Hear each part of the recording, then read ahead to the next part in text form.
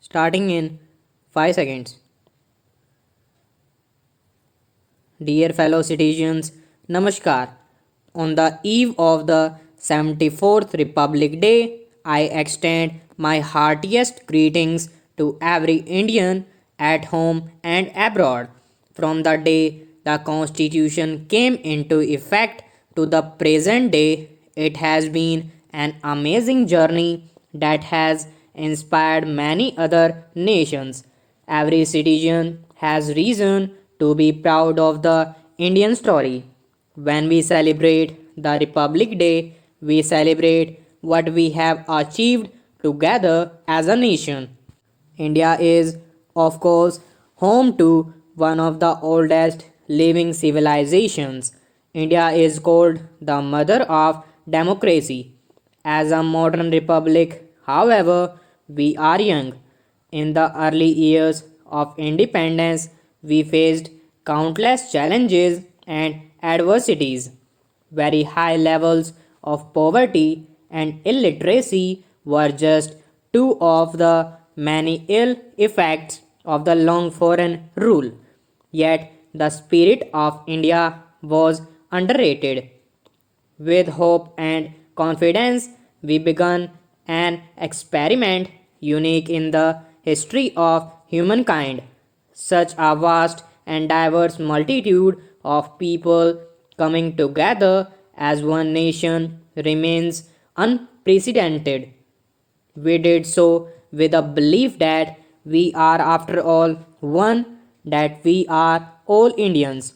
We have succeeded as a democratic republic because so many creeds and so many languages have not divided us, they have only united us. That is the essence of India. That essence was at the heart of the Constitution, which has withstood the test of time. The Constitution that started governing the life of the Republic was the outcome of the freedom struggle. The national movement, led by Mahatma Gandhi, was as much about winning independence as about rediscovering our own idols. Those decades of struggle and sacrifice helped us win freedom not only from colonial rule but also from the imposed values and narrow world views.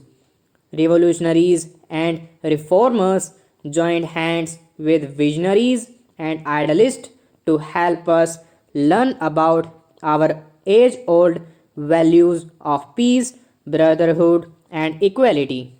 Those who shaped the modern Indian mind also welcomed progressive ideas from abroad, following the Vedic advice. Let noble thoughts come to us from all directions. A long and profound thought process culminated in our Constitution. Our founding document is inspired by the humanistic philosophy of the oldest living civilization in the world as well as new ideas that emerged in more recent history. The nation will always remain grateful to Dr. B.R. Ambedkar, who headed the drafting committee of the Constitution and thus had a critical part in giving it the final shape. On this day, we should also remember the role of jurist B. N. Rao, who had prepared the initial draft, and other experts and officers who helped in making of the Constitution. We are proud of the fact that the members of that assembly represented all regions and communities of India and that they had included 15 women too. Their vision as enshrined in the Constitution has been continuously guiding our republic.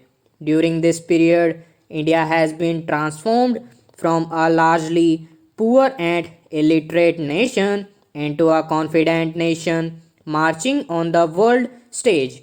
This would not have been possible but for the collective wisdom of the constitution makers guiding our path, while Baba Saheb Ambedkar and others gave us a map and a moral framework. The task of walking that path remains our responsibility. We have largely remained true to their expectations, and yet we realize that much remains to be done to realize Gandhiji's ideal of Sarvodaya, the upliftment of all. Yet the progress we have made on all fronts is encouraging. Stop.